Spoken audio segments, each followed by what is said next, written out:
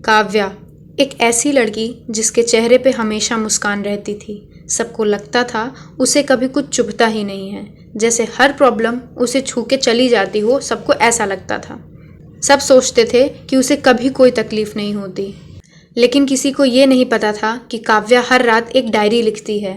एक ऐसी डायरी जो उसके अंदर छुपी हर टूटी हुई बात को समेट कर रखती है। कॉलेज हॉस्टल के कमरा नंबर 212 में रहने वाली काव्या अपने सभी क्लासमेट्स के लिए एक इंस्पिरेशन थी। टीचर्स उसे पसंद करते थे, स्टूडेंट्स उससे प्रेरणा लेते थे और उसकी प्रशंसा करते थे। इसके अलावा काव्या का सबसे करीबी अच्छा दोस्त ऋषभ था। ऋषभ काव्या के बारे में लगभग सब कुछ जानता था। ऋषभ और काव्या की दोस्ती काफी पुरानी थी। दोनों हर प्रोजेक्ट में, हर ट्रिप पे और हर इवेंट में एक साथ रहते थे। लेकिन काव्या के अंदर क्या चल रहा था ये शायद ऋषभ भी नहीं समझ पाया। हर रात काव्या अपनी डायरी में लिखती थी। वो लिखती थी अपने दर्द के बारे में, अपने सवालों के बारे में और उन बातों के बारे में जो वो कभी किसी से कह नहीं पाती थी।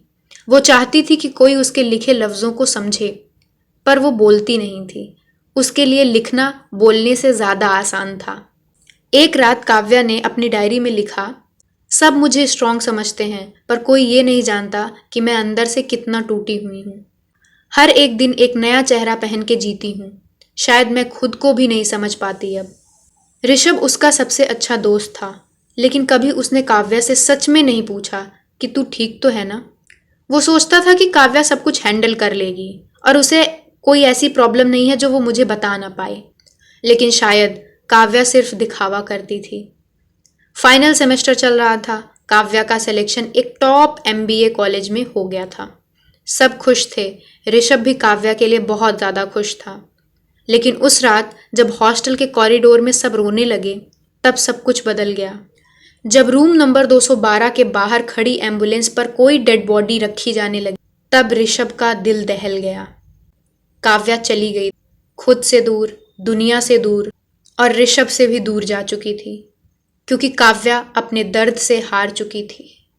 काव्या के जाने के बाद ऋषभ उसका सामान पैक कर रहा था। उसी वक्त ऋषभ को वो डायरी मिली, जिस डायरी में काव्या हर रात कुछ न कुछ ज़रूर लिखती थी। उस डायरी का टाइटल था अनकही बातें। वो बातें जो काव्या कभी किसी से नहीं कह पाई, ऋषभ से भी नहीं। उस डायरी के हर पन्ने पे काव्या का सच था। ना कोई फेक इमोशन, ना कोई फिल्मी ड्रामा, सिर्फ एक लड़की का असली दर्द। काव्या ने एक जगह पे लिखा था, ऋषभ मुझे समझता तो है, पर पूछता कभी नहीं है। कभी कभी किसी का पूछना ही सबसे बड़ा सहारा होता है। इसके अलावा एक दूसरी जगह काव्या ने लिखा, मैं हमेशा सबको हंसती नजर आई, पर मुझे खुद की मुस्कान भी अब चुभने लगी है। शायद अब लिखना भी नहीं बचा, शायद मैं ही नहीं बची हूँ, मैं ख़त्म हो चुकी हूँ। ऋषभ की आंखों में आंसू आ गए। उसने कभी नहीं सोचा था कि उसकी सबसे करीबी दोस्त इतना कुछ झेल रही है। ऋषभ को ये कभी नहीं समझ में आया कि जिस काव्या के वो इतना करीब था, असलियत में वो उससे कितना ज़्यादा दूर था। डायरी का आखिरी पन्ना सबसे ज़्यादा तकलीफ दे गया ऋषभ को, क्योंकि उसमें काव्या ने लिखा था, अगर कल सुबह मैं ना रहूं तो मुझे याद मत करना। मैं किसी से नफरत नहीं करती, बस अब थक गई हूँ हर दिन जीने का नाटक करते करते। ऋषभ डायरी लेकर हॉस्टल के छत पर गया। उसने सोचा था कि वो चिल्लाएगा, रोएगा, पर छत पर पहुंचकर उसकी आवाज़ भी नहीं निकली। उसने बस एक बात बोली, काश मैंने एक बार पूछा होता, काव्या तू ठीक तो है ना। उस दिन के बाद ऋषभ बदल गया। उसने कभी किसी को इग्नोर नहीं किया।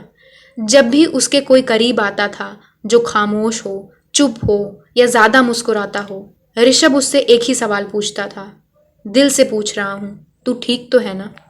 काव्या की डायरी अब उसके पास एक याद नहीं, एक जिम्मेदारी बनकर रह गई थी। जिम्मेदारी हर उस इंसान की जो कुछ कहना चाहता है पर किसी से कह नहीं पाता।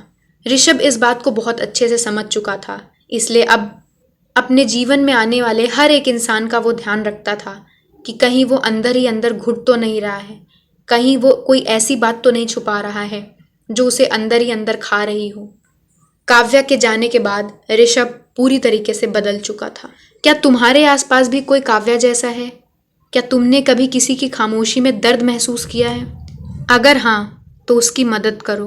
और अगर तुम्हारे पास एक मौका होता काव्या से कुछ पूछने का, तो तुम उससे क्या पूछते? कमेंट करके बताओ। मिलते हैं नेक्स्ट वीडियो में एक नई कहानी के साथ।